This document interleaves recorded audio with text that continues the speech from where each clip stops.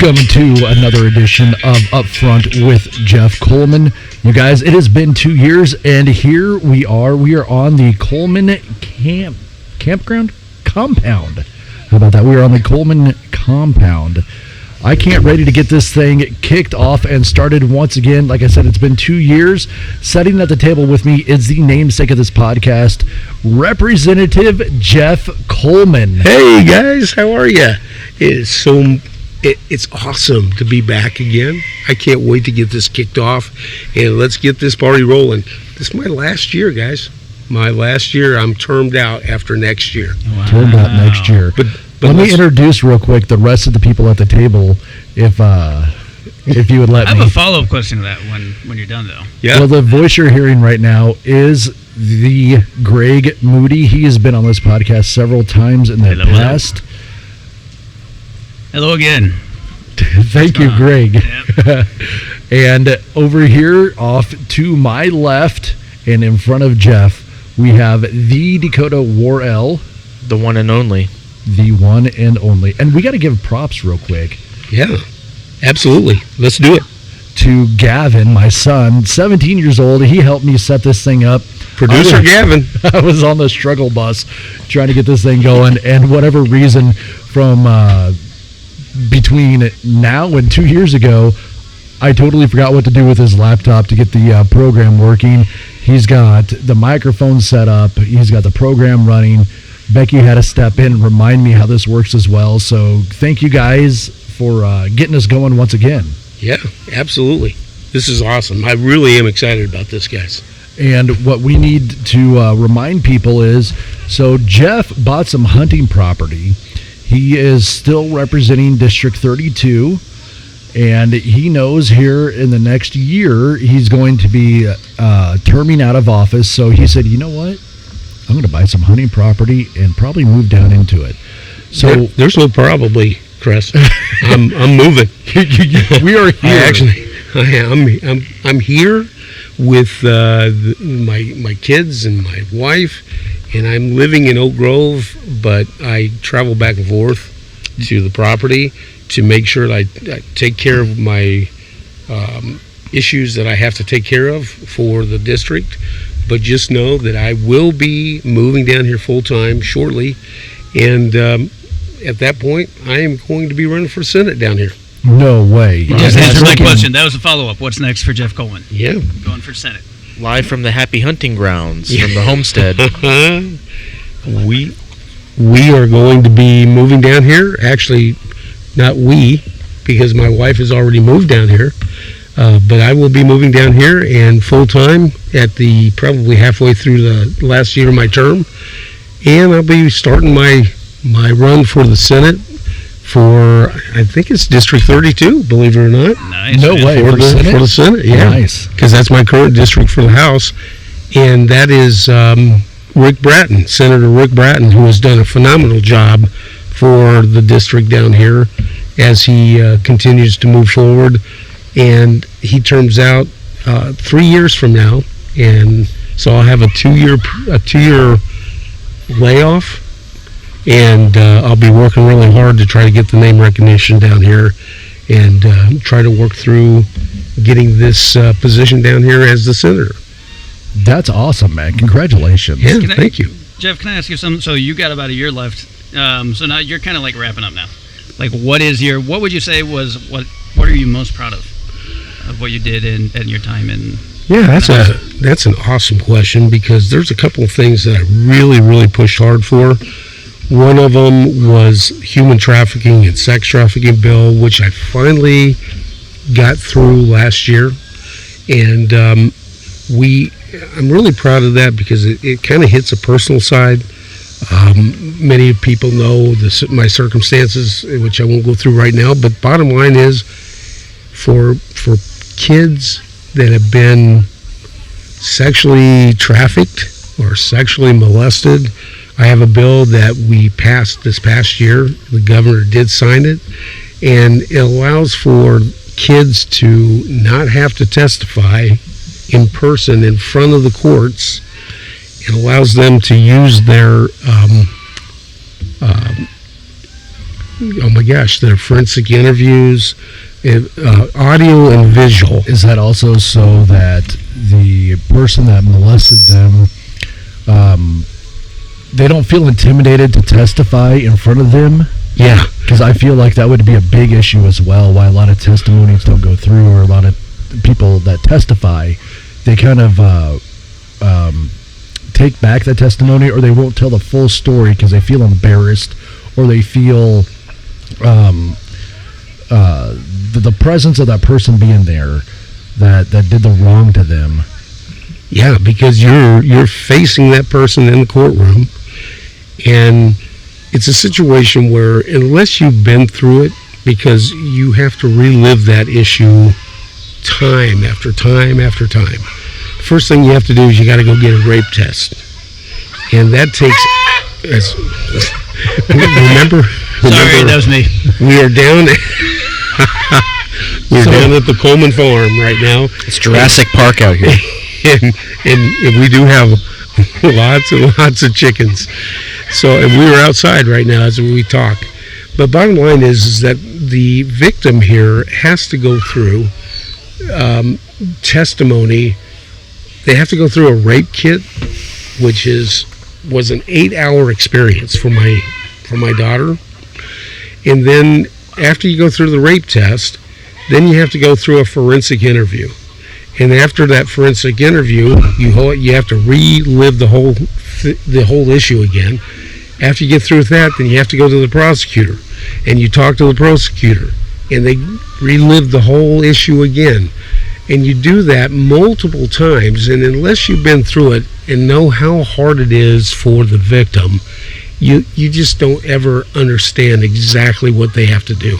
And I'm really, really proud of the people that have to go through that and experience that. And I'm super proud of the fact that I'm putting these kids, in a position where they don't have to do that anymore. They can use audio and visual to give their testimony. And if the defense attorney feels like they're not telling the truth, they can pull them in front of the jury and the defendant. But most of the time in this case, these kids they're not telling lies. They're telling their whole experience, and they don't have to do that in front of the person that hurt them. So I'm really excited about that, and really proud that we were able to get that through.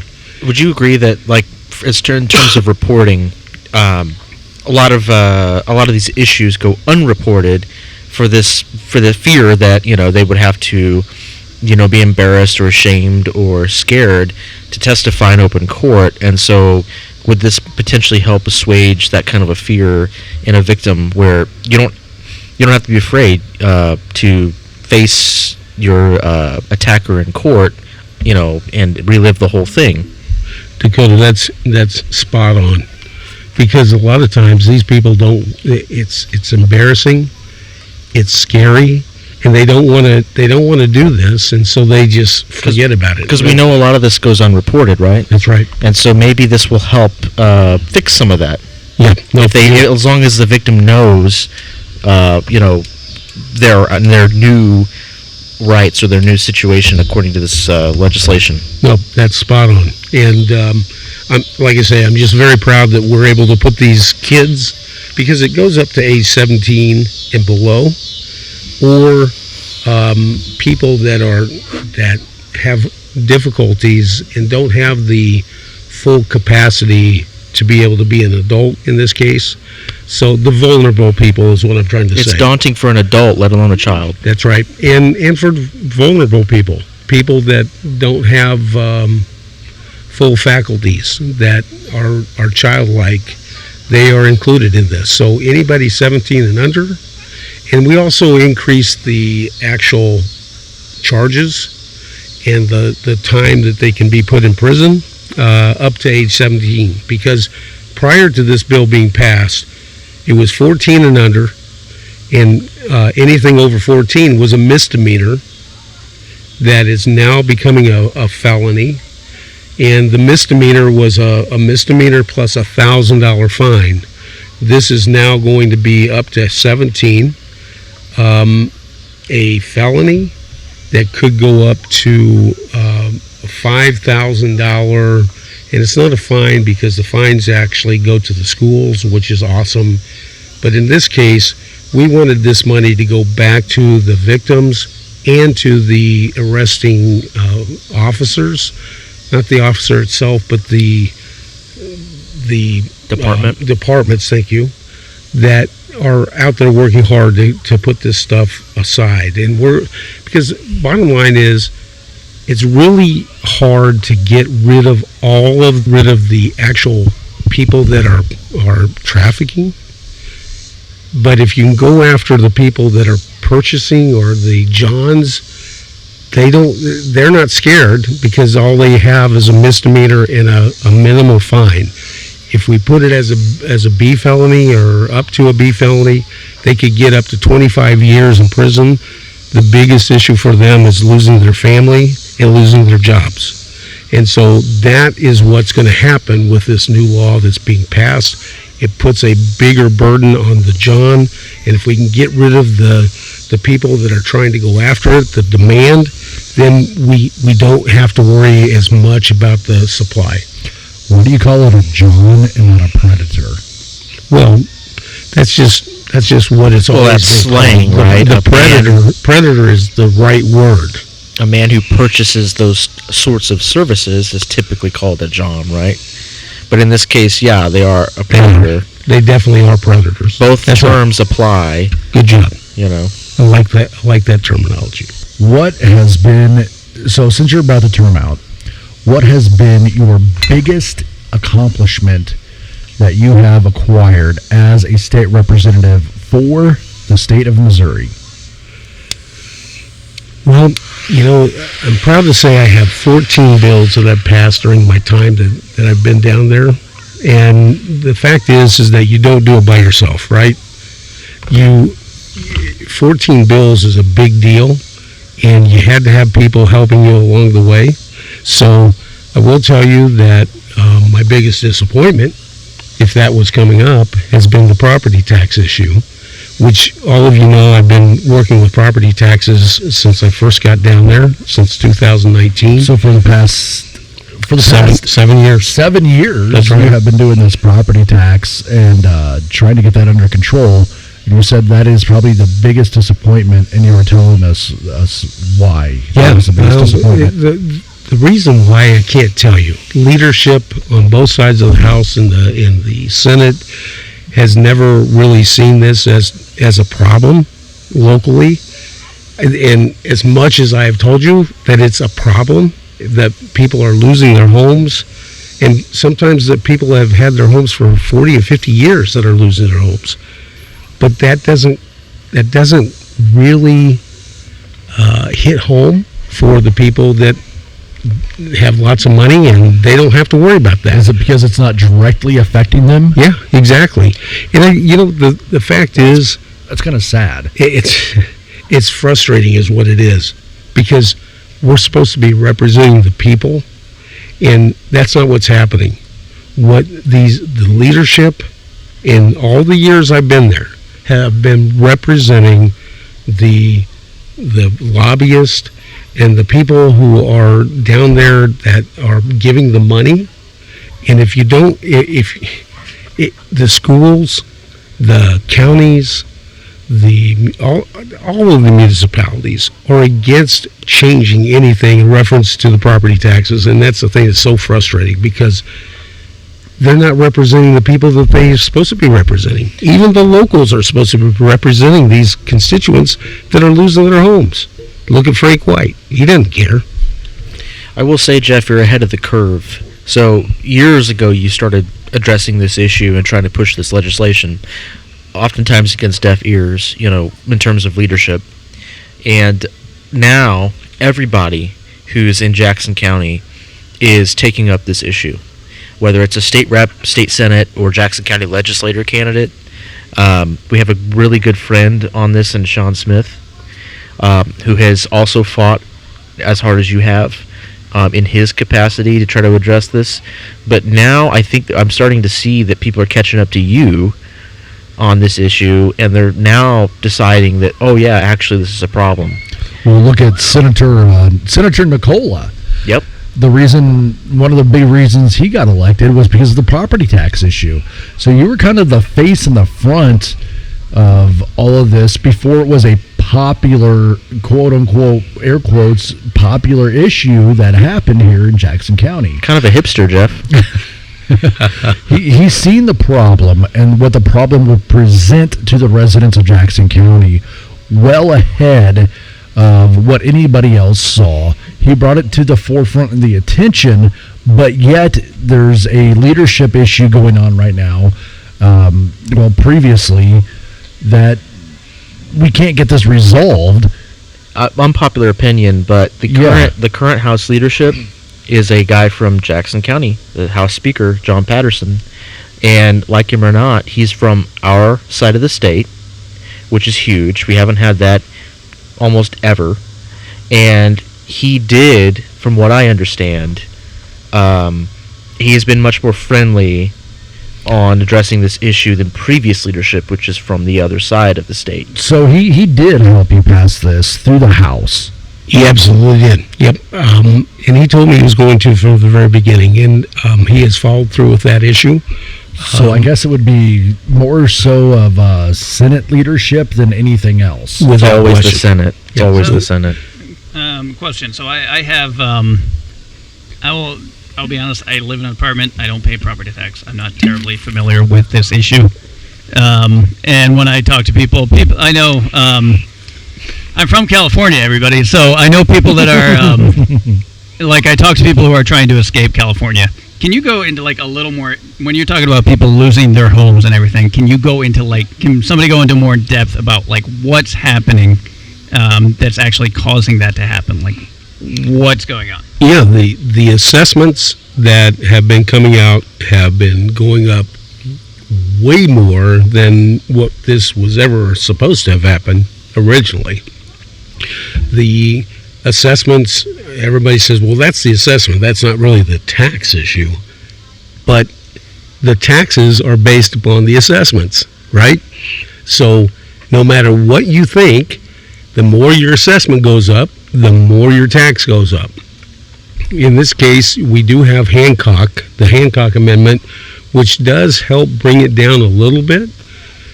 But that's a median, that's an average issue. Explain the Hancock Amendment. Well, the Hancock Amendment says you can't go up more than 5%, or it's 5% or 5.5%, I think. And so that's for the actual municipality. Is that the assessment? Can't go up more than 5%? That's or the tax? You know what? That's a good question. I think it's the assessed value. It's based upon the assessed value. So if the assessed value goes up by a certain value, and then you have to reduce that down. If it goes over 5.5%, you have to reduce it down to make it to where you don't have a windfall. The most you can get is a 5.5% for the municipality, not for the individual. Okay? So let's say that the whole Jackson County went up 10%. Not as an average, just as it went up 10%. That's in excess of the 5% that Hancock says you can go up. So they have to reduce as an average, you have to reduce your property tax levy down to make sure that 5% that your increase doesn't go above 5% in taxes. And I'd like to 30,000 foot view, link this to other, I guess, interests, because the major interests that have a problem with this sort of reform would be the municipalities and the school districts, right? The big one will be the school districts. That's correct. Because Jackson County, but people don't realize, is the Jackson County spending, the budget, the spending that comes from these tax levies, most of it doesn't even go to the Jackson. Sorry, crow. But most of these tax levies don't even go directly to the county. The county disperses these monies to the municipalities, which there are way too many of, in my opinion. and the chicken agrees with me. And By the way, that was a rooster, not a chicken. sure, and I misgendered the chicken, whatever. Silly boy. Sure, and but the point is that most of this money is going to school districts, which build like $3 million football fields, That's right. and municipalities, which don't fix your roads, or the 911. When you call 911, how long does it take the cop to respond, right? So the Jackson County, the county government levies all these taxes and raises all this money to then disperse it to the municipalities and the school districts, so that the school districts can not teach children and the municipalities can not respond to crimes and not fill potholes. Am I correct on that? Nope, you're absolutely right. I was on the school board for 12 years. I'm a big fan of schools in the old way that they taught. I'm not a fan of the school districts in the current way that they teach. And so the school district takes up at minimum 55% of your local tax dollars. So if you're having to pay $4,000 in taxes, property taxes, the school district is getting 55% of that amount. Yep. At minimum. Some get 70. And another thing to point out is the county itself, Jackson County, raises a levy, disperses it to the school district. Then the school district itself, as a separate entity, has its own taxing power. Oh, that's right. So you have layers and layers, like Russian nesting dolls, of taxing authority that we just let it happen because either we don't know that it's going on, or we don't have the institutional power to push back against it, right? Listen, for the last 7 years, I have a bill that has been presented and passed through the House 3 different times that said we're going to put a cap of 2% per year on your assessed values, or CPI, whichever the less, right? If the schools or the municipality, whichever municipality it is, need more money than what that 2% would present, they could go back out to the public and ask them for an increase in their tax levy. Because then, guess what? Now you have taxation with representation, because the people are now saying, yes, we vote for that, or no, we don't vote for it. Hey, Jeff, The people decide. How do the school district lobby, because they do have their own lobbyists, by the way. Biggest lobbyist down in Capital City. You, the citizen, you don't have your own personal lobby or your own lobbyist. I mean, ideally, it's your representative. But you do not contract with a lobbying firm as an individual. The school district, however, does in fact contract with a lobbying firm. Spending your money. Your taxpayer dollars to contract with a lobbying firm, which sounds to me like a conflict of interest, but I digress. How does the school district lobby feel about going to the voters to raise tax levies? You know the answer to that, don't you? Yeah. They hate it. They do not want to go to the voters because there's a possibility the voters may say no. Because it probably looks bad when they're building a $3 million football field, doesn't it? That's exactly right. The schools nowadays look more like college campuses than they do high schools. And while I'm all for the kids having a good time, I'm all for the activities that they provide for the kids because that keeps the kids more engaged. We don't need $3 million football fields or $2 million basketball. Well, here's the thing, right? Let's say you really, really, really believe that you need a $3 million football field. And nobody disagrees that the kids need a good education. And you know what? High school football is a big pastime for a lot of these rural counties. Nothing wrong with good old American football, okay? But why does it always have to be at other people's expense? That's right.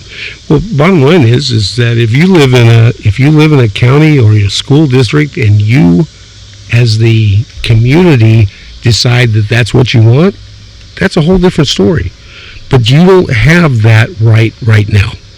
You don't vote on the tax levy, or you don't vote on these issues of the increases in your taxes every year. The schools put that on you. If they have to go back out every time that they need to increase that tax levy, they're afraid that there's going to be this voter, what's the word I'm looking for? The voters are going to get tired of voting for these increases. Really? You think? That's right. Right? And so let me put it to a way that a Democrat might understand. If you live in the inner city, in Kansas City, you're still under the Jackson County government, under the umbrella, your tax levy, your property tax levy, is going to be put into a pot and then dispersed to Lee Summit North to build a fancy football field. Do you like that?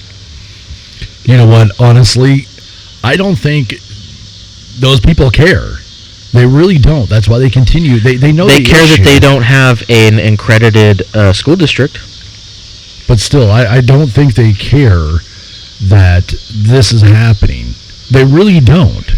Well, because we get complicit with what the issues are, right? Voter fatigue is the word that we're looking for. That's exactly what I was looking for. The bottom line is that they don't want to go out to the people if they don't have to, because they might lose. And if they lose, they don't get these monies. It's a bad situation where we're teaching the wrong things. And the people in the area, you talk about the Democrats. Let's talk about that real quick. We just had a special session to vote for a bill that would allow the taxpayers to help pay for these big stadiums. Specifically, what's being told to us right now is for the Royals and for the Chiefs, right? It's not just for the Royals and the Chiefs, by the way. It's for this is not a team thing. This is for the state to try to attract other teams to the area for Missouri. I'm glad you brought that up, Jeff. Specifically the Cardinals, just as an example. The Cardinals are just chomping at the bit, waiting for all this stuff to get resolved for the Chiefs and the Royals so that they can come in and ask for money from you, the taxpayer, to help build or to help improve their stadium.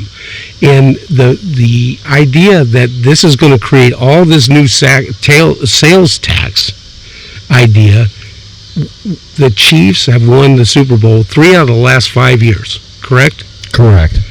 And where's all the monies from that? Is a stadium going to create more money, or is it the winning that they've been doing that's going to create the money? It's not going to create the money. There are multiple third parties that have done studies on this and have brought this to the forefront that says, clear back to the early 1900s when this first started, that there's no windfall for the community when a community pays taxes to help fund these stadiums. What happens is the teams come back to them within 15 or 20 years and ask for more money. And there's no windfall for the community. In economics, the term you're looking for is called rent-seeking. It's rent-seeking behavior. It's where a vested interest goes to the government to get a handout. Normally, this happens all over the country. This is not unique to Jackson County or Missouri. Every major football team, every major sports team goes to the local government and asks for money to build a stadium. It's just how they do. This is how the industry works. The National Football League, if you were really to calculate it, actually gets a ton of government welfare on the local level. If you own a house, you are subsidizing your local football team. Now, maybe you're okay with that, but if you're not okay with that, you don't really get a say. Okay, so this is the deal also, Jeff. I see this as a split issue, okay? We have a lot of friends down at the state capitol that did vote for this, and I understand why. I also understand that we don't need to see more of a tax increase. Either we stick with the devil that we know with a 3/8 cent sales tax and continue that on, and the county continue to take our money with property taxes and continue this 3/8 cent sales tax and this giant property debacle, or these stadiums move out, which leaves a void of monies coming into the state and the county, which what will happen at that time if there's a big void that happens once these stadiums, the teams move out of our county, there's a loss of tax revenue. So what's going to happen then? To me, they are going to double tax us even more. The county is going to tax us even more to make up for that lost revenue, and the state's going to tax us more for that lost revenue. We're talking about $40 to $50 million that could be lost in the state.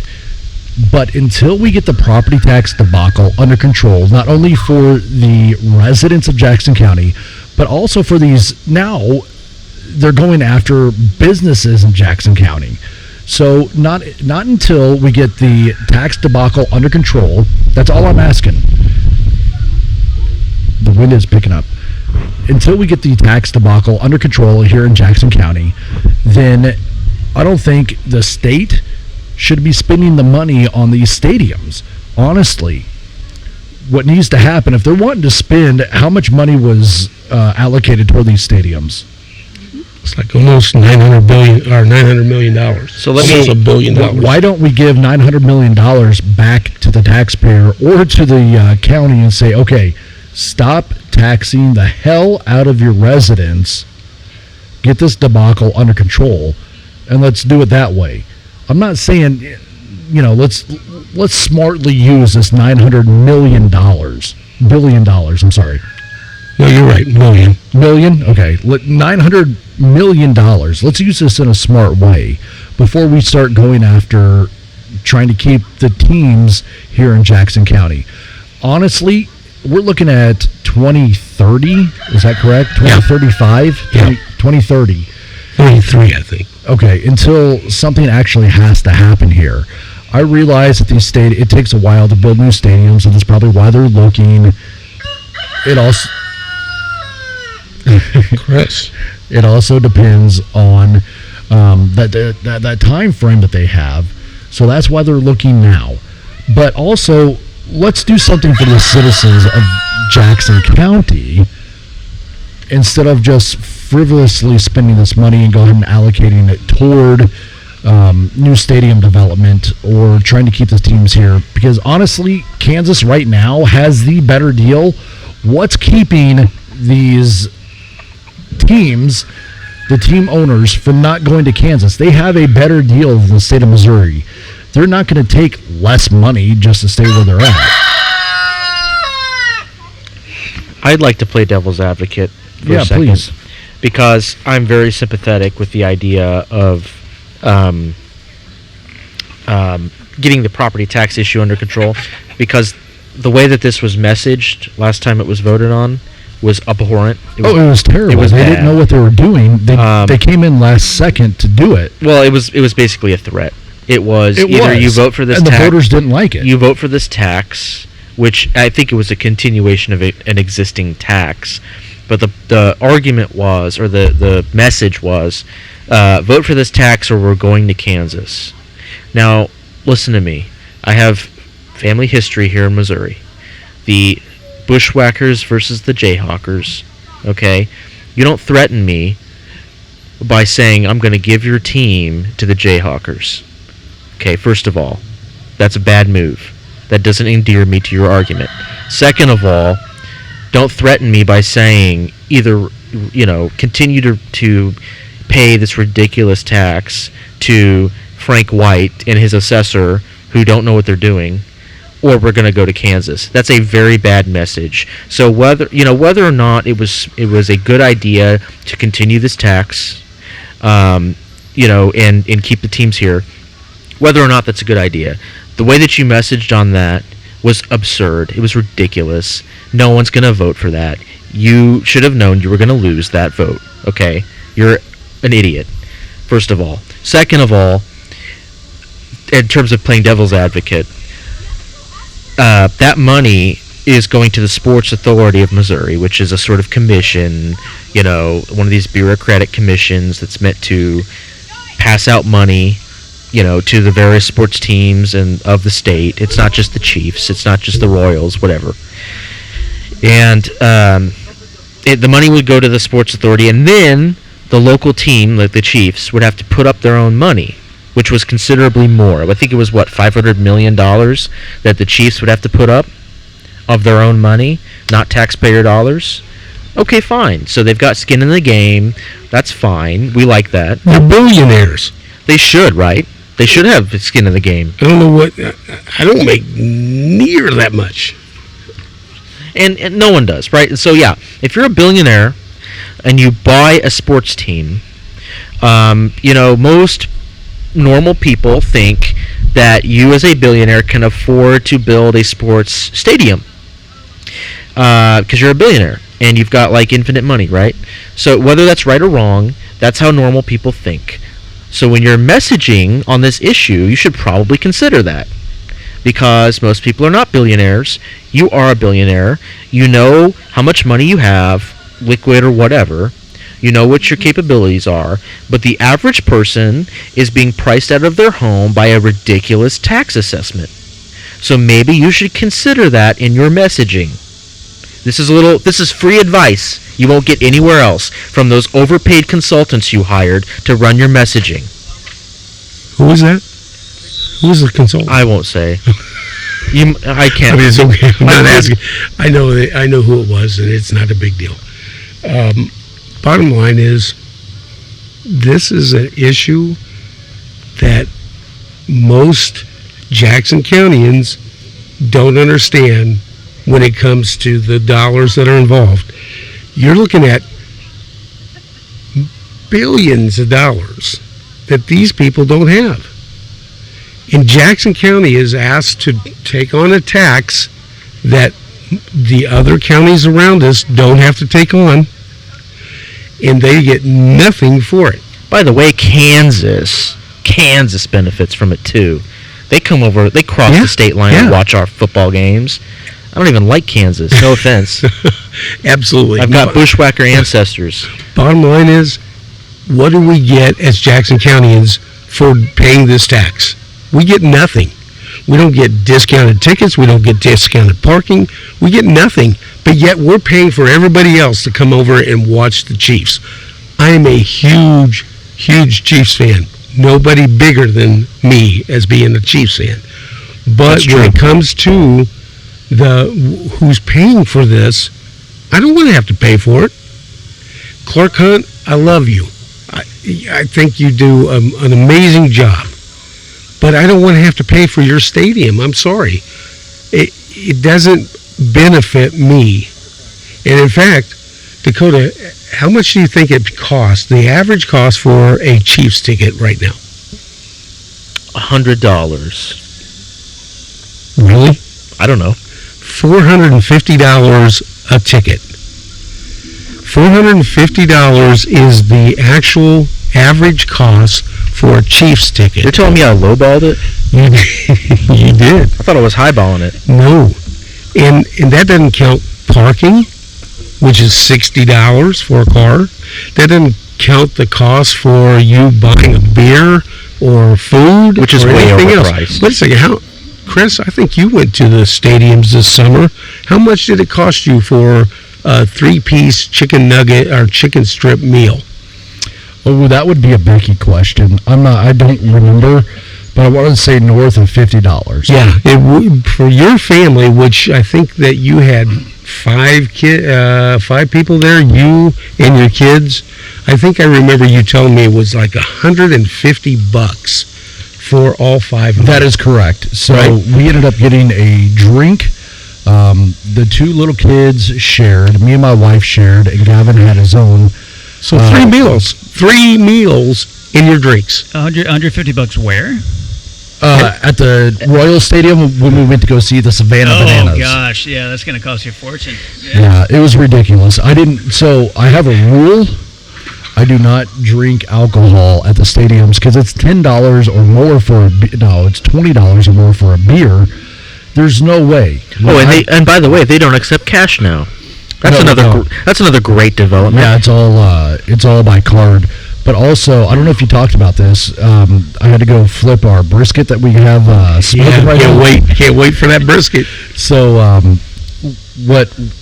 I don't know what you guys talked about while I was gone, but what I came into is pretty much the taxpayer subsidizes every single thing at these stadiums. You were talking about parking. Who pays for that? The taxpayer. Who pays for concessions? The taxpayer. Who pays to keep these stadiums running? The taxpayer. Who buys the tickets? The taxpayer. And the taxpayer pays for every single thing at these stadiums. We're always on the hook for everything. The question was, Kress, what's the average cost of a Chiefs ticket this next year? Like $1 million. So the average ticket price, I want to say, is probably around $100. Have you and Dakota been talking? Because that's exactly his answer. You know what the real number is? I'm guessing like I've been out for 2 minutes. Like 200 plus, right? $450. 400 for one ticket? For one ticket. No. Yes. $450. Am I allowed to? Yeah, go ahead. Google it. Like, Google Jeff, maybe you can respond to this, but like the way I've always felt, because we had this issue actually out in San Diego. The Chargers want a new stadium, and the mayor over there, Kevin Faulkner, said, no way, we're not paying for it. And that's when they ended up moving to L.A., actually. LA, yep. What does the taxpayer get out of this? Because it just seems like we spend tons of money building these stadiums, and then it's the owners who get all the profits from it. So it's almost like welfare for billionaires. Yeah. Well, think about this. Especially Jackson County, right? The state gives up tax dollars to the stadiums, and then on top of that, the Jackson County constituents give up an additional tax for it. Right. And that's the thing right now. You know, all of you know, and I'll make sure that all the listeners know, I did not vote for that tax. I voted against it. Thank you. Good job. Jackson County has another ballot issue coming up that is asking them, I don't know what the final number is going to be. Is it going to be 0.5%? Is it going to be less than 0.5%? I know it's going to be something less than 3/8, because the Royals are going to go a different direction, and they'll get their own tax going. The Chiefs will pick up, they're going to ask Jackson County residents to pay an extra tax or an extension of the tax that we're already paying, and that tax will be less than what we're paying now, but it'll still give the Chiefs more money than what they were getting when they had to split it with the Royals. So here I am on StubHub right now, looking at ticket prices. My goodness, he's upset at what he's seeing with the ticket prices. I mean, he is right here next to us. You just let your chickens free range. Yeah, I do. Which is great. If you need eggs, I got them. There you go. How much are your eggs? We're about to have chicken for dinner instead of brisket. Yeah. You hear that, Royals? $5 a dozen, free range eggs. So I'm looking at ticket prices right now on StubHub.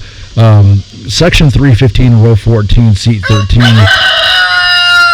$305.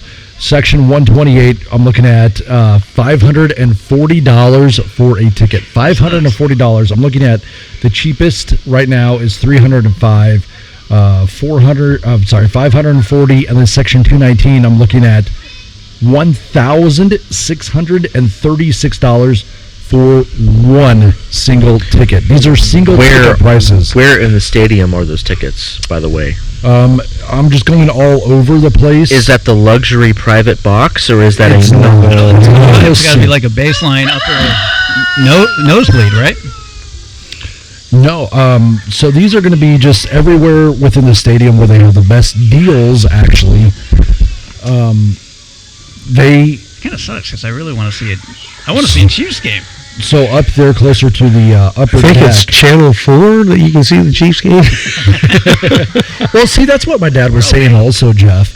He can get up and go to the bathroom and actually pause the Chiefs game if he wants to. He doesn't have to deal with the drunks. The only drunks he has to deal with is himself during the game. Yeah. The food prices are a lot reasonable. He shows up with a dessert, and I'm usually doing something on the smoker or whatever.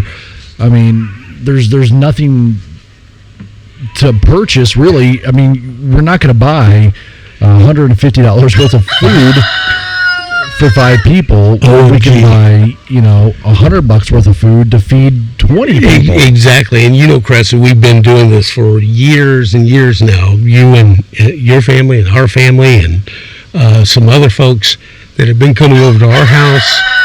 We went to your house last year for the Super Bowl.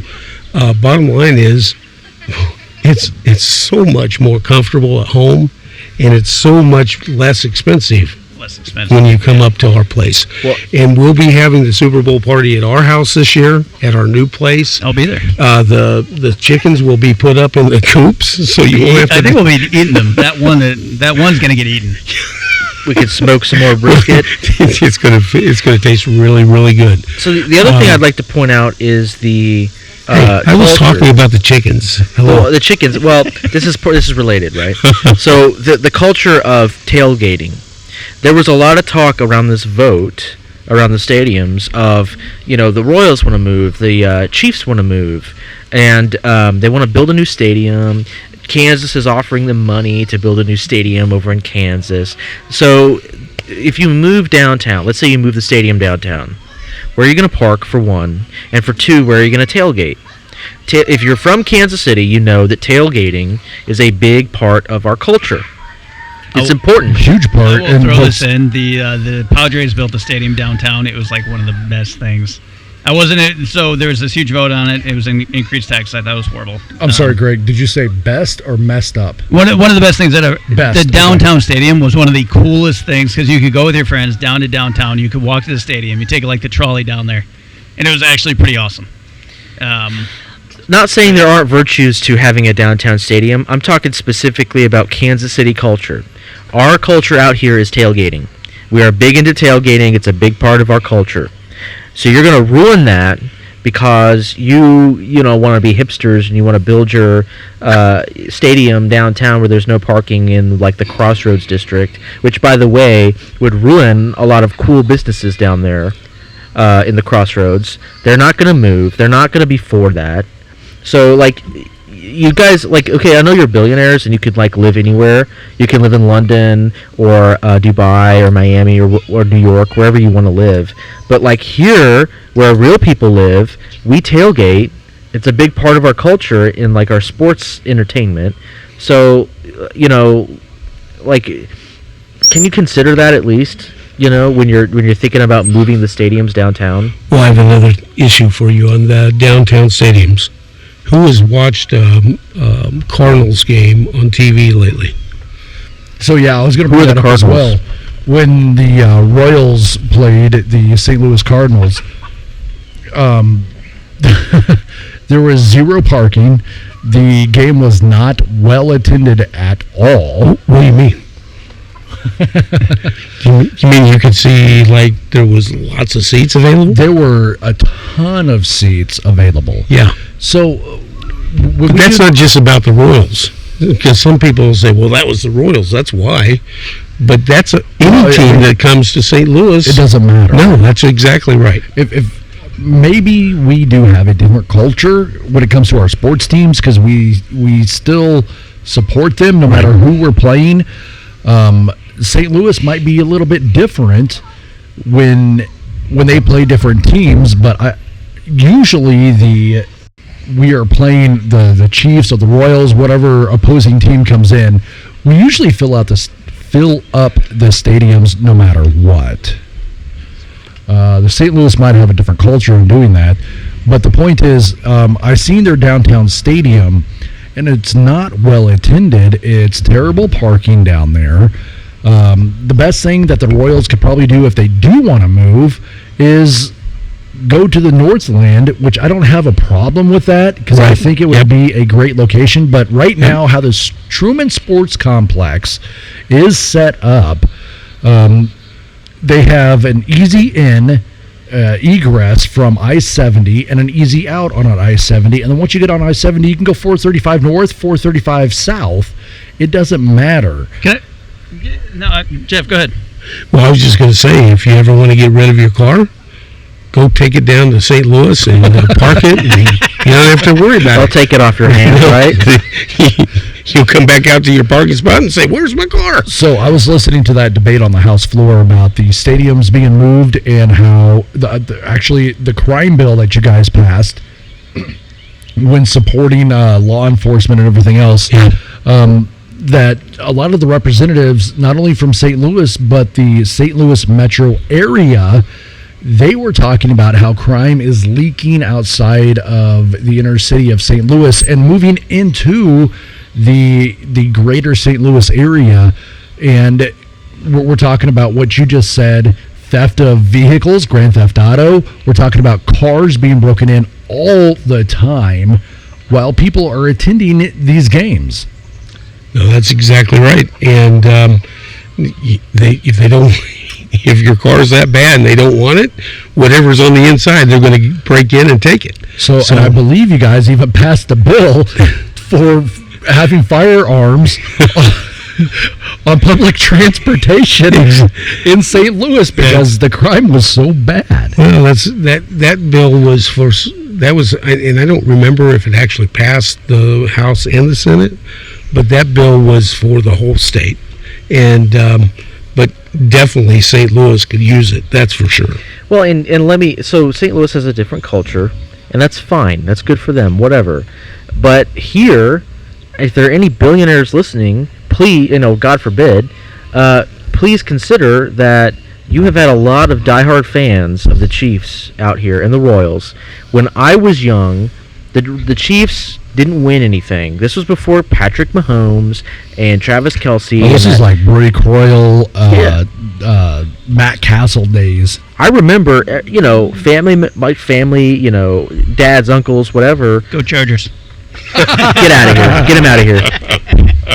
No, they were diehard fans when the Chiefs were not good and the Royals were not good. Before the World Series was won, they were diehard fans. This was Kansas City. This was their team, and they were fans. What may. You're right. This is our and now team. You're going to spit. This is our town. This is our town, and you're going to spit in their face and tell them, "Well, we're just going to up and move now that we're successful." I mean, that's honestly, if you want an insight into the mind of your customers, here's free advice. You don't even have to pay me for it. Okay?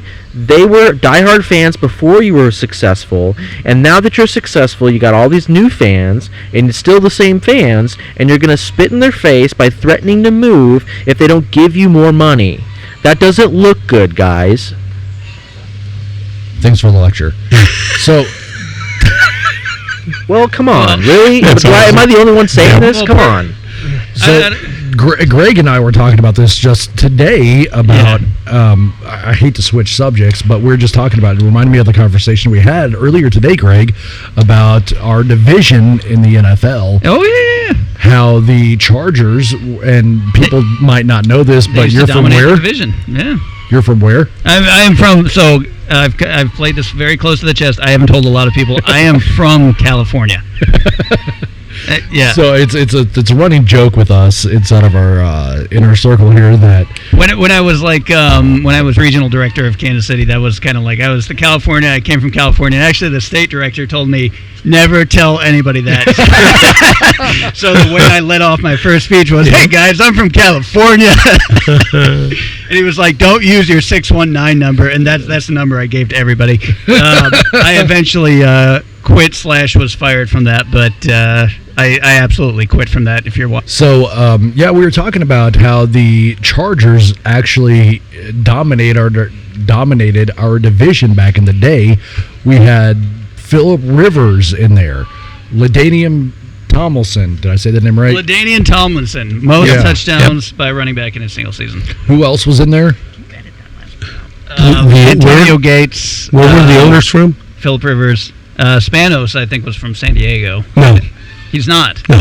Where's he from? He's from Stockton, California. I did not know. The armpit of California. Is that really the armpit? That is right, yeah. That is the armpit of California. Well, at one time, Jeff, you did live. I did have a time, and I had that's why I know Spanos in Stockton, California, because my wife is from from Lodi, which is like 10 minutes from Stockton, California. I'd like to go on the record and say I've never been to California. I am not from California. I've never lived there. Gosh. I've never been further west than Kansas. You know, I will tell you, California has a lot of really It's very beautiful. beautiful parts, but they're also a horrible state when it comes to the people, unfortunately. The people or That's a broad people or the politics? the politics. Yeah, that's a better way to put it, because my sister-in-law and my brother-in-law super conservative, and Yeah. they live in California. My cousin that lives in Santa Cruz, believe it or not, We're all leaving. is very conservative, but the state itself has gone way left, as all of you know, and it makes it harder and harder to stay in California. Well, also, so I was talking to your brother-in-law when he was up here 2 years ago. Or That's right. over here 2 years ago. Yep. They also did some redistricting in that state, and the Democrats that are in charge of that state, Democrat-run state, they kind of redistricted and pushed I was going to say that. Absolutely. any Republicans that were in those seats in California. So if you look at the map, Interesting. you have the It is coastal, gerrymandered like crazy. you have the coastal regions that are very Democrat, very left. You get to the east side of the state and the northern part of the state. That's right. That's where you're going to find your Republicans at. But they'll never win. But they'll never win that's an because of the excellent- gerrymandering. And this is what I want to bring up That's here. an excellent segue, yeah, Chris. Yeah. President Trump Yes. has recently came out and wanted Governor Mike Kehoe to do some redistricting in the state of Missouri. And that includes getting rid of Emmanuel Cleaver's seat and redistricting this to make it Republican. No, that's exactly right. And we haven't talked about this yet, but the Freedom Caucus is way behind President Trump on that. And guess what, As guys? it should be. Yeah, guess what?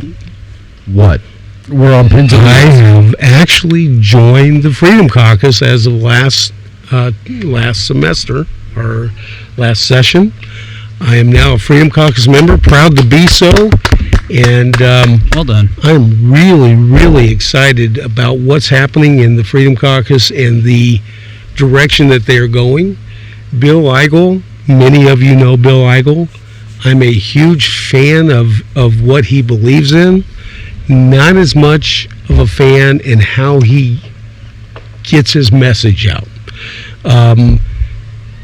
The Freedom Caucus up until this past year has been an obstructionist, and they obstructed the passage of bills and what they did.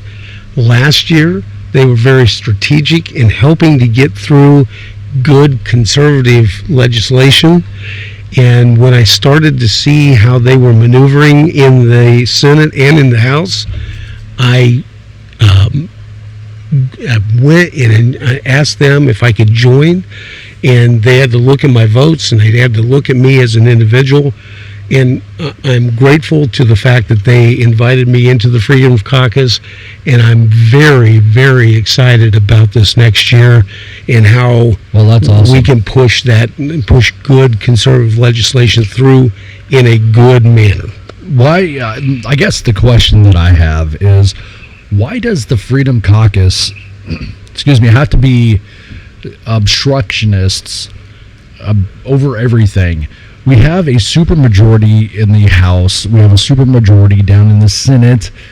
The state is very ruby red, but why do they have to obstruct everything that happens? We know that there's great legislation out there. Even some of this great legislation that is good for the people, they want to obstruct that. Well, I don't think that the legislation that was good for the people, that they wanted to obstruct it. What the issue was, and I can understand why Bill Eigel did what he did in a way, because the Senate leadership the prior year to him terming out promised them that they would bring up certain things on the Senate floor, and they did not do that. They went back on their promises, and when they did that, then the Freedom Caucus said, wait a second, you told us you were going to do this, and now you're backing out of it, so we're going to make sure that you don't pass anything. I don't necessarily agree with that. I think what should have happened is they should have come back to the table and said, look, you're going to do this, or we're going to make some changes, and we're going to do what we feel is the right thing for the people. But that's not what he did. That was a year, if you remember, that Bill Eigel, Senator Eigel, was running for the governorship. And so he used that platform to really springboard or try to springboard his way into winning that governor position. And it didn't work for him, although I think it did way better than what most people thought it was going to do for him. But bottom line is, could he have done it differently? I think so. And I think, quite honestly, had he done it differently, he may have won the governor race. But bottom line is, it didn't work out this past year. I waited because of that issue, because the Freedom Caucus is new within the last 2 years. And the fact is that I waited until the end of the year to really see that they were going to do what they were going to do. There were some things that, as you know, happened at the beginning of the year with the House leadership. But bottom line is that things got put together, and as they went through the year, they did a lot of good things. And they came together with leadership to try to pass some good conservative legislation. We did some good things, and that's when I decided to join. And I'm very, very excited, because when you're in the legislature and you're trying to do things as an individual, you either have to get together with leadership in the what's the word I'm looking for? Help me with not the. I don't like using the word rhino. What's the other word? The establishment. The establishment. So you either get in line with the establishment and leadership, because that's where leadership is, or you get together with this other group called the Freedom Caucus and push good conservative legislation. And that's the direction that I went, and I'm super excited about that, because quite frankly, when you get involved with the leadership and those other folks, you're in line with what goes on with the lobbyist. The lobbyists kind of push those directions, and I'm not there. There are good lobbyists and there are bad lobbyists, and they're doing their work for their clients, and I applaud that. But not always is that what's best for the people of Missouri. So just some inside baseball. What I think that I've seen a lot of is, if you guys don't want the lobbyist to control, I say control in air quotes, if you don't want the lobbyist to give money to your state representative or your state senator, what needs to actually happen is you probably should donate to your state representative or state senator, because it takes a lot of money to run a campaign race. And there's an argument out there that, well, maybe we should take money out of politics, but that's not reality right there at all. It takes money for palm cards. It takes money for signs. It takes money to run a Facebook advertisement. It's all these other entities charging you to use their service. So what needs to happen is, if you want to see your state rep or your state state senator not use lobby money, you probably should open up your checkbook. And I hate to say that, But I mean, it's the honest to God's truth. Well, I mean, if we talk all the time about we the people and power to the people, and that's what it looks like, right? Because the other power are the moneyed interests that have lots of money and resources to hire these lobbying firms, and so, if you believe truly in we the people and giving power back to the people, well, that's like what it looks like. It looks like donating. It looks like the people supporting their local representative. It also looks a lot like you, the people, going down to Jefferson City and lobbying yourselves, because if you aren't lobbying, then the paid lobbyists are lobbying. Correct. So, this is a civics lesson. This is how it works in real life. Not on Fox News, not in movies, not on the West Wing, but in real life, this is how it works. You get your happy butt down to Jeff City, and you knock on your rep's door, and you tell them what you want. That's how it works in real life. I mean, it's so simple that all you got to do is pick up the phone, pick up your email, your laptop, and notify your state representative, hey, this is my issue, or hey, I would like to see this passed. Could you help me out? You don't even have to drive that 2 hours over to Jeff City. Pick up the phone. All these guys are available for you, and they're willing to do the work that you elected them for. I mean, it's fairly simple. Jeff is one of those uniquely available representatives who's always been really great about responding to his people and being responsive, and constituent services is what they call it. He's been a real constituent services rep, and has had his ear to the ground in his district, and he knows what his people want, and he talks to his people. Not every rep is like that, but Jeff is like that. And the thing is, it really, this is local. This isn't like Congress. This isn't like D.C. If you really want to affect change locally, that's your state rep has a phone number, and an address. So you don't understand how much influence you could have if you just tried as a random citizen. Well, we've gotten too complicit in our freedoms in the last 100 years, right?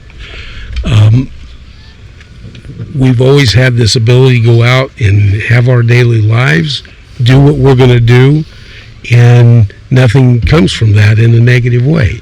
But what is happening is, little by little, our freedoms are being chipped away from. And that foundation, that base that we've always had, is getting weaker and weaker. And I look at the property taxes as an example. If you look back, and I always use this as a little bit of a joke, but I'm trying to drive something home.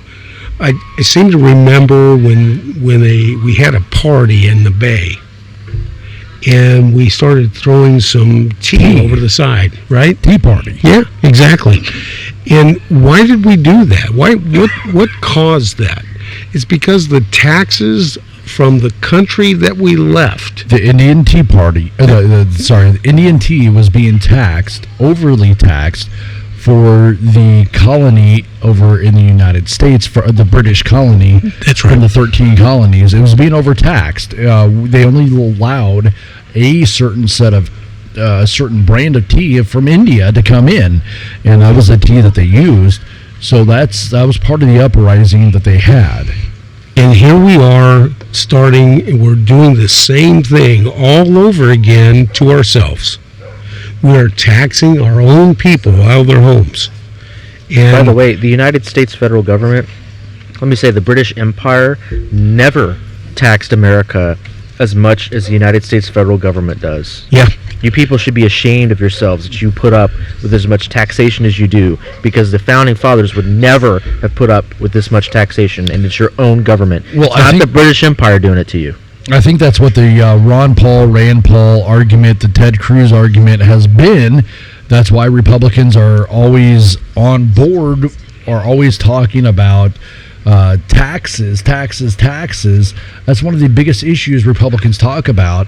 It doesn't seem like but only the rich people get the tax breaks. Well, I mean, we can get into that, but we'll come back to that. You keep going. But hold on. So the the American people don't see when Republicans talk about overtaxation, why they talk about that. And it's because back in the colonial days, we were being overtaxed over everything and not given a choice. So Republicans have always jumped on taxation. I know there's different issues that we should be talking about as well, but that's why it has become the forefront of a Republican issue, because of what we went through back in the colonial days. No, that's exactly right. And bottom line is that we as a people need to re-engage, to your point. We need to re-engage and to make our votes count, and to make sure that we are not doing these things, not taxing ourselves out of our own houses. That's what's happening. When we're taxing, if you stop and think about all the taxes that you pay on a daily basis, you don't even think about it. You got your property taxes you got on your home. You got your property taxes on your house, on your cars. You have the sales tax that you have to pay every day on every little thing you buy. The grocery store, right. Going to the local grocery store, going to Walmart, going to Dollar General, going to gas stations. Think about the amount of tax you pay. It's hidden inside of that price. But I mean, so watching TikTok, I always see these folks from England talking about this, that the tax is already wrapped up inside of the price of their purchase. And it's not a big surprise. They always say this. It's a big surprise when we get up to the counter to pay for our items or our goods, and we find out that it's more than what was the price on the shelf. Well, that's the taxes. But what you were going off of, though, property tax for our cars, for our homes, we pay that even though we have paid it at the very beginning. As soon as we purchase that item, we have to pay a tax. We are continually taxed each year on a property tax, and then we are taxed on every single sales tax. Every time you go to the grocery store, every time you make a purchase, we are getting taxed for that. And I think Greg has something to say. Oh, no, I was just going to point out that DeSantis in Florida is trying to actually eliminate property taxes entirely, and I'm all in favor. Guess what? I'm glad you brought that up, Greg, Yeah. Because I have their bill, and I'm going to be proposing their bill this next year. God bless you, sir. Exact same legislation. So, Chris, the question I always asked in my town hall meetings, which is, who owns their home in here?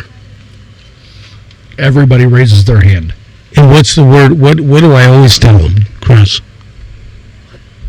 Do you remember? I always tell them, no, you don't. No, you don't. You don't own your home. The county does. You don't own your car.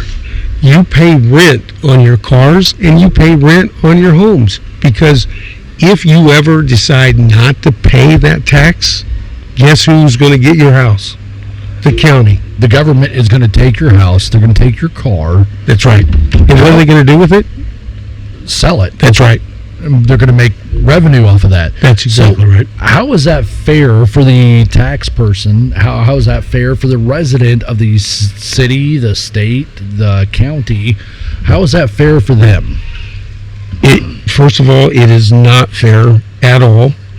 And somebody do me a favor, would you please? Can you Google when did federal income tax come into play?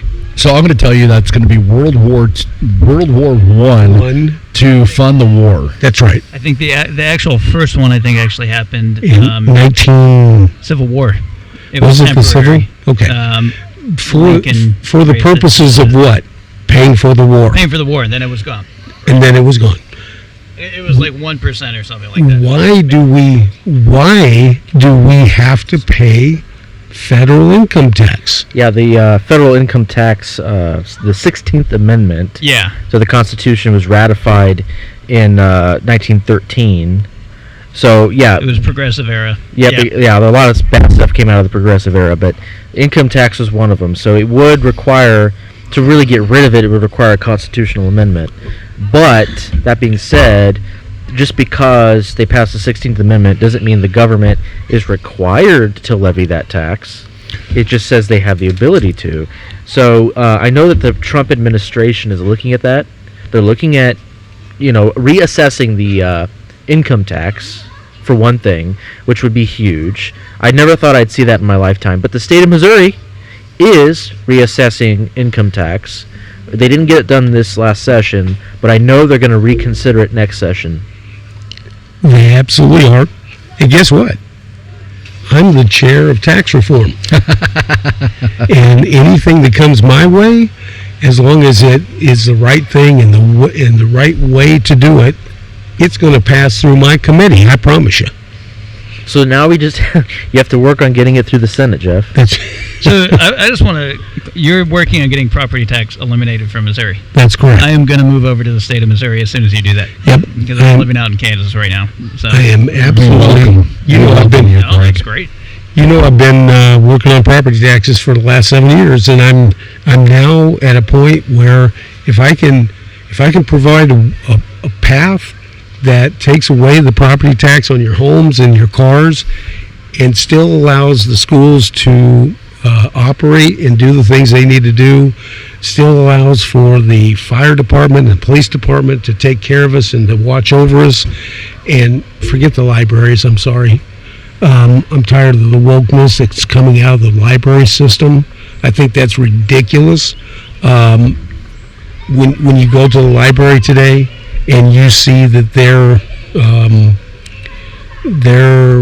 emblem in front of the library is the LGBTQ colors schemes, I think that's ridiculous. The libraries will tell you, by the way, that they're apolitical. They don't want to get political, but they'll get political when it comes to a left-wing issue. Yeah, ask them if they have the the transgender storytelling time, and if they will allow for a religious storytelling time to come in. Do you think that would happen? They have a religion, it's just not Christianity. Yeah, that's right. No, that's right. And that's the difference between the left and the right there. Sorry, I got off on a tangent. I didn't mean to do that. No, it's all good. The left, their religion is their politics, is their Democrat politics. Our religion is it's Christianity, and the follow of our Lord and Savior. That's the big difference. Barack Obama seemed to be their Lord and Savior. I do want to talk about, though, you brought this up during the progressive era. A lot of people don't know this, Dakota, but there was a progressive era where Republicans such as Teddy Roosevelt was a progressive Republican. Back then, it was progressive Republican, conservative Democrat, progressive Democrat, conservative Democrat. Yeah, so a lot of people, especially my age and younger, don't understand because we only grew up in the super polarized. I don't think it's your age. I think it's the majority of the American Could people. be, yeah. Well, yeah, like there used to be a such thing, like the animal of the conservative Democrat that like was anti-abortion, conservative, whatever. That type of person used to exist. They don't anymore, but like the progressive Republican, the Rockefeller Republican, used to exist also. So it wasn't a done deal that like Republicans were conservative and Democrats were progressive liberals. That wasn't always a thing. It used to be each party had their progressive wing and their conservative wing. And in the early 20th century, this was like just a feature of American politics. And so you had your Midwestern Republican, like my grandmother, my great grandparents, Southern farmers, Midwestern farmers. My grandmother comes from German stock, and they were always Republicans, and they were also always conservative Republicans. But like the New York Republicans were like progressives, and then my grandfather was a Democrat, or they came from Democrat stock down south. And they were conservative Democrats. But you had, obviously, your progressive Democrats, too. And, like, people forget that used to be how things worked in America. Now it's just, it's very polarized. One party is progressive and one party is conservative, and it's like not really a question which is which, you know. So that's a little history lesson, a little civics history lesson for you guys. I like that. Yeah, a lot of people don't realize this. What are you, I think the question now is, what are you looking to accomplish in your last year down at the Missouri State House? I think tax reform, which is what I'm the chair over, is the biggest issue for me this next coming year, which includes property taxes and includes state income tax. And I think I think that the governor is very involved in trying to change the state income tax down to a 0%, which I'm in favor of. So he's in favor of doing the zero income tax at the state level. Yes. Oh, man, that's fantastic. Yeah. He's, I'm going to be honest that I wasn't sure that he was going to be the conservative governor that I was hoping for, but he has actually done a fairly good job. The only thing I disagree with him on to this point is the stadium deal. But and I also think he was getting a lot of pressure on that one as well from the owners of the stadiums. So I would like to play devil's advocate. I was going to play devil's advocate earlier. I didn't do a good job.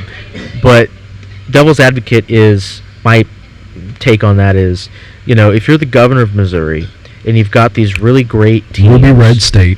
Well, but you've got these really great teams. They're a big part of your state and your culture. Chiefs, whatever, brings national attention. How embarrassing would it be if under your watch as governor you lost those teams? Obviously bad, right? So if you're Governor Kehoe, you're going to want to do everything it takes to keep these teams here, right, wrong, or indifferent. I think it's smart on his part. I agree with you. It makes sense, okay? Not saying that we should give handouts to billionaires or what have you, but the governor is not stupid, okay? And it's smart of him to not want to lose two of the best teams. Well, one of the best teams, it's not smart of him to want to lose that team to freaking Kansas of all places, okay? Clearly, that's a smart move on his part. I commend Governor Kehoe for doing what it takes to keep him here. And Jeff, I understand your problems with it, and I'm not, disagreeing with you either. But I'm saying, from Kehoe's perspective, it makes sense to me. No, you know what? That's an awesome point, and I agree with you 100%. That doesn't mean I have to vote for it, because I agree with the premise of the whole thing, but I do fully agree with what you're saying and understand why the governor would take the approach that he took. I'm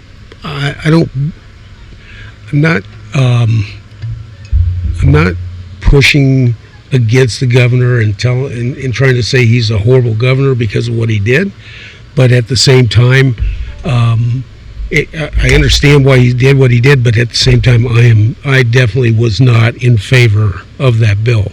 And so, bottom line, he so far he's impressed me, and I will tell you that, as you might have heard during this podcast, we have a few chickens and a couple of roosters, but we get lots of eggs, and I'm glad to give the governor some eggs every once in a while for the fact that I support him. Can we get a picture of you showing up to the governor's office with a dozen some eggs from your I homestead? don't want to make it sound like I'm giving him eggs for some bad reason, but the bottom line is I do appreciate what he does. He appreciates, I hope, what I do, and I don't think he holds it against me in the fact that I voted against him. So bottom line, you got to do what you feel is right for you in your circumstances, and that's what I did, and I think he respects me for what I did, and I certainly respect him for what he did. Well, I mean, I think the bottom line of all this is, let's get the taxes in Jackson County under control. Let's get our property taxes under control in Jackson County.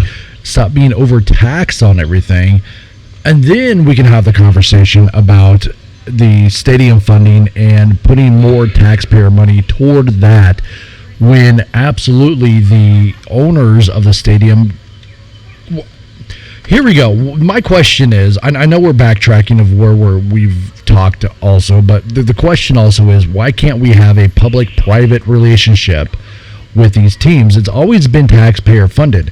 Why are we not talking about a public-private partnership? Why don't they fund it themselves? I mean, they're the ones reaping they're the ones getting the profits from all of this. Like, I see nothing for it.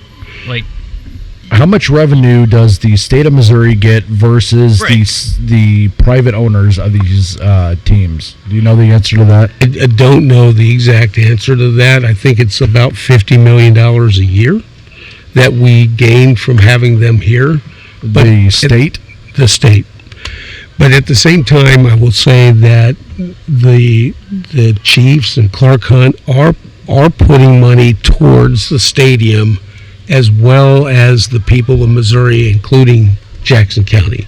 Jackson County is probably the constituency that puts forth the most money, because they're not only putting together actual taxes towards the stadium, but they're putting together a special tax that they've put together for the last, I don't know how many years, and they are being asked to extend that out. So they are taking on the biggest burden. But I do think that the Chiefs and Clark Hunt are putting money into the whole stadium issue. The people are not taking on the whole thing. So it is a private public partnership in this whole thing. But my whole issue is, why are we, who I don't remember who made the statement just a minute ago, why are we as a state having to fund anything that we're not really getting any information or any benefit from? We especially in Jackson County, we don't get discounted tickets. We don't get discounted parking.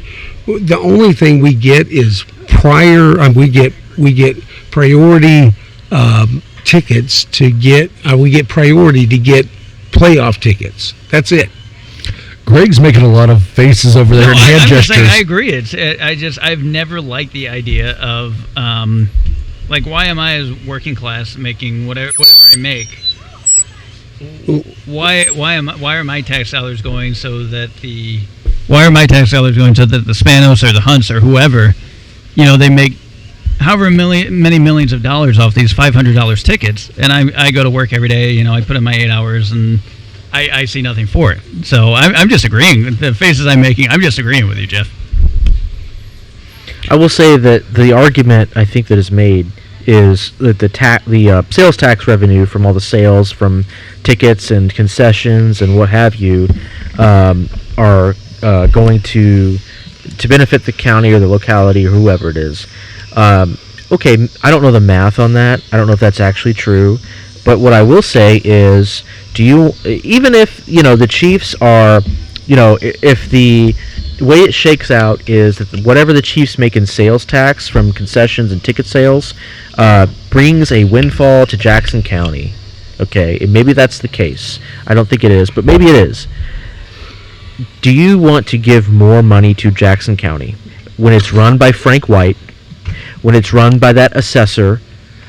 Do you really want to give more of that, those billions of dollars? Do you want to give any more percentage of that to a county that's run by a guy who can't read and write, but he can play baseball, or he used to be able to play baseball? So we're getting like how much? I don't know. You said something like $50 million a year or something like that, and the amount that we're giving. Did you say it was like $900 million? They were giving $900 million we're giving. So over how many years? So what if we, instead of paying taxes to the owners of the stadium, what if we just put those tax dollars straight into the community? Yeah.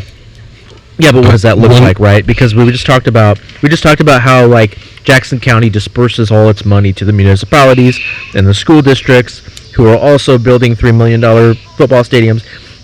Maybe we need a Jackson County Doge. Maybe we need to ask. That would be amazing, wouldn't it? Maybe we need to ask, where is this money being spent? Is this actually a good use of tax dollars before we give them any more tax revenue? And again, I'm just spitballing here, right? Because, sales taxes are still going to get paid. You buy a ticket to go see the Chiefs. It's still going to pay sales tax to Jackson County, whatever. But maybe we should just ask more questions. That's all I'm asking. I love the Jackson County Doge idea. I know that they've tried to look at a Missouri Doge. I don't know how far it got. I don't think it got very far. I think it was a PR stunt, really. But something like that needs to happen because, holy cow! Look what's been uncovered from the federal level. It's just incredible. Well, and so that's a great segue because most Americans, I don't think, really know how our system works. When we throw terms around like the deep state. Okay, what is the deep state? That was a brisket alarm. I'll be right back. Go get that brisket, Kress. I'm getting hungry. But the idea of the deep state, or how the federal government works generally, we just watched. Doge did like 1% of what they should have done. Okay, really, at the end of the day. Yep. It was what it was, and this is a summary of the entire Trump presidency.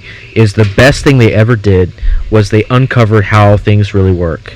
They held a mirror up to the system, and whether it's the media, crashing out and throwing tantrums because they don't like Trump, or it's uncovering the USAID money that gets dumped into left-wing NGOs and nonprofits, that's the best thing Trump ever did. That's the best thing Doge ever did. Okay, they didn't solve the problem, but at least they let people know there was a problem, because there is a problem. So the federal bureaucracy is what people love to talk about, the military-industrial complex. They have the Oliver Stone brain, and they want to think that like the big bad guy is the military-industrial complex. That's only a fraction of the problem. Okay, yeah, it's a problem. That's only a fraction of the problem. You've got the other side of that, which is the left-wing side, the State Department passing out grants to fund LGBT studies in Afghanistan, where they throw gays off of roofs, right? Okay, like, this is the kind of stuff our government engages in. Building soccer fields in the Middle East, building natural gas stations for countries that don't have cars. They don't have gasoline cars, let alone natural gas-powered cars. But they're building natural gas stations on your dime. Right? That's how the government works. The government is incredibly stupid. It's basically a welfare program for left-wing academics who've never worked a real job in their life, who have really stupid ideas. But they get to go to the government, and the government just gives them free money because, like, we're going to solve climate change, we're going to solve poverty, we're going to solve women's rights, and they just fund the dumbest stuff. Well, let's just bring that back to Missouri, right? We just passed, not me, the state just passed a bill for the utilities, allowing them to charge you more money on your utilities rates in order to build the possibility, not the whole thing, just the possibility to build new utility buildings and opportunities down the road. Which is something that the people back years and years ago said no to. We're not going to allow you to do that. You can't charge us more money up front for something that you may build down the road. That's not okay. That's up to you. You're a private facility. You build that stuff, and I know that it's government run, but you build that on your own. If you think that there's a need for a new power plant or refining facility, yeah, exactly, whatever it is. Any of them. So look, energy production. There's no such thing as an advanced industrial economy without cheap energy. Okay, that's step one. Step two is that's what we call a capital-intensive industry. Capital is tools, machinery, heavy equipment. Okay, drilling for oil requires a lot of technology. It requires very big drills, which requires manufacturing, which we don't have in this country, by the way. So it's a capital-intensive industry. And yeah, like that's required for economic development. So you can't get around that. It's a big investment, but the state government, instead of just giving blank checks to these energy providers in Missouri, who are monopolies, by the way, They could have been more critical, and they could have said, you need to have metrics. You need to meet certain metrics in this time period for us to give you this money. Otherwise, go pound sand. Instead, they gave them a blank check. Now they get to spend as much money as they want to maybe build a power plant, or maybe not. That's exactly right, because they may not have to do that. But yet we're still paying for it, right? And, there are a lot of people who are struggling with talking about property tax. What about energy bills? Okay? That's right. Inflation's hit everyone really hard where we live, and one of the big causes of inflation is energy costs. Energy prices go up, and everything becomes more expensive. And everything, because everything requires energy. Transportation requires energy, manufacturing requires energy, every business, every retail facility that keeps their lights on overnight, okay, that's energy. They're spending energy. Everything requires energy in our economy. We're an advanced industrial economy. It requires energy, okay? Well, if energy is cheaper, all those things that, like going to the store, it becomes cheaper all of a sudden, okay? So this bill didn't really make energy cheaper. It gave a blank check to the monopolistic energy providers in Missouri to maybe do something, but not really. Just a quick question. How do you think I voted on that bill? I have an idea. But before we wrap up, I do want to ask, one of the issues that I have here in the state of Missouri that you guys ended up passing was these cell phones in classrooms. And believe it or not, it's been a controversial subject with a lot of parents. How did you vote on these cell phones in classrooms, Jeff? If I remember right, and it's been some time ago, but I believe that I voted no against the bill that was saying that they wanted to do away with cell phones in the classroom. As a parent, I know there's a lot of teachers down there in Jefferson City, and they want those cell phones banned. But it's in our culture now. Everybody's got a cell phone. We do everything off a cell phone. It's a small computer in our pocket. It benefits not only the parents and the students, but it should benefit the teachers as well.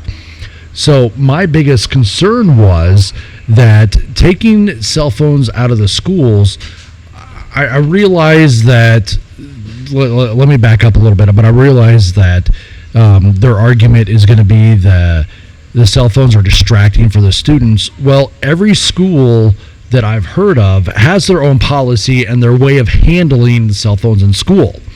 Ours, the kids get a warning and then they get detention after that. Well, why can't the local municipalities, and I say that as a school district, why doesn't our local school districts keep that policy for themselves instead of the state taking control on this? Taking control on this issue. We know that gun violence is huge in America, in our school system, which is something we shouldn't be bragging about. That's not a Republican or Democrat issue, I don't think. It's not Republicans are bad because they own guns. It's the people that allow the access to the guns that, and I should say firearms as well, that because it looks, it doesn't matter. Let me go back to this. I will say there is no correlation between gun ownership and gun violence. So it's not that more guns are owned in a particular area that causes gun violence to go up. There's a confounding factor that causes increases in gun violence in certain localities.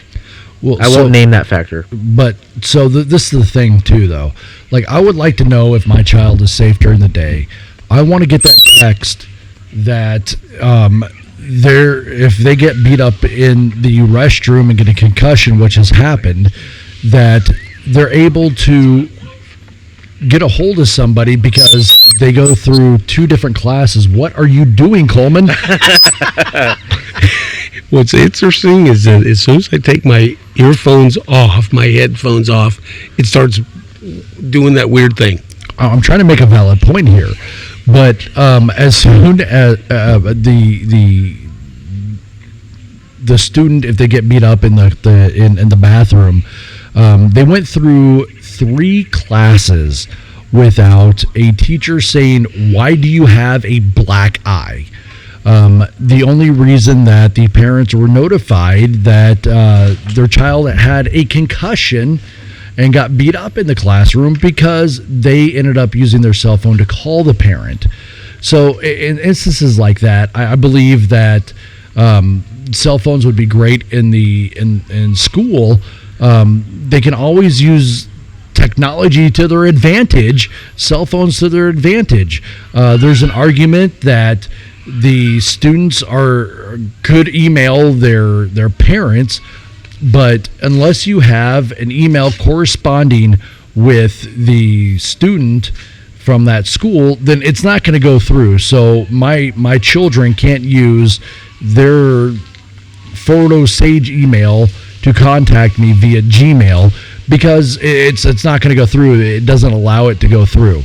So the argument of let's take the cell phone out of the classroom isn't valid for me.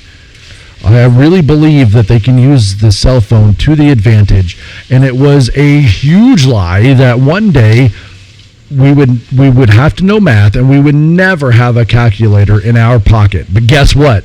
Everybody walks around with a calculator in their pocket, math teacher. They also walk around with an AI in their pocket. I'm actually looking this up because this is something that... I'm going to tell you voted no because I was watching. That's what I thought. I thought I voted no on this. I was just trying to make sure that I didn't misstate myself. But it did pass. Did it not? I'm looking at it right now. It did pass. Yeah. And that's sad. But bottom line is that it did pass, and I did vote no. I will say I was at the very beginning of cell phones, having cell phones on your person, cell phones in class. And, my generation, my cohort, for the most part would keep their phones in their pockets and then pull them out whenever. Airplane, Jeff. I mean, like... Not only do we have farm animals, but we actually have airplanes. You have the crop planes. Crop dusting. Crop dusting, yeah. Why does it stink all of a sudden? Anyway, I was at the beginning of having cell phones in the classroom, and we for the most part were behaved with our cell phones, kept them in our pockets, while the teacher was talking or whatever, didn't get caught with them out. But I can understand why nowadays, like kids, their whole lives are on their cell phones, and teachers are not exactly trustworthy. So, and that's an unpopular opinion, but no, teachers are not trustworthy. So, like in COVID, so why don't we put cameras inside of our classrooms? I was going to say that. So, which is exactly what we need. Instead of taking the cell phone, and I just don't think a lot of these older people in the legislature, Jeff, no offense, but a lot of these older people don't understand how cell phones factor into a younger person's life. Privatize education. There, I said it. What was that again? Yeah, say it again. Privatize education. I said it. Well, bottom line is why are you looking at me when you say older people? I wasn't looking at you. I wasn't looking at you. Well, I will tell you this. One of the issues with education reform is we have a ton of retired educators in the legislature. So that's another topic for another day, but we probably should wrap things up because this is going to be hard to get into somebody that wants to listen to us for so long. But Kress, you I believe we should have a 6-hour podcast. Yeah, we're hitting the 2-hour mark here. Holy cow! Rogan goes for 3 sometimes. So.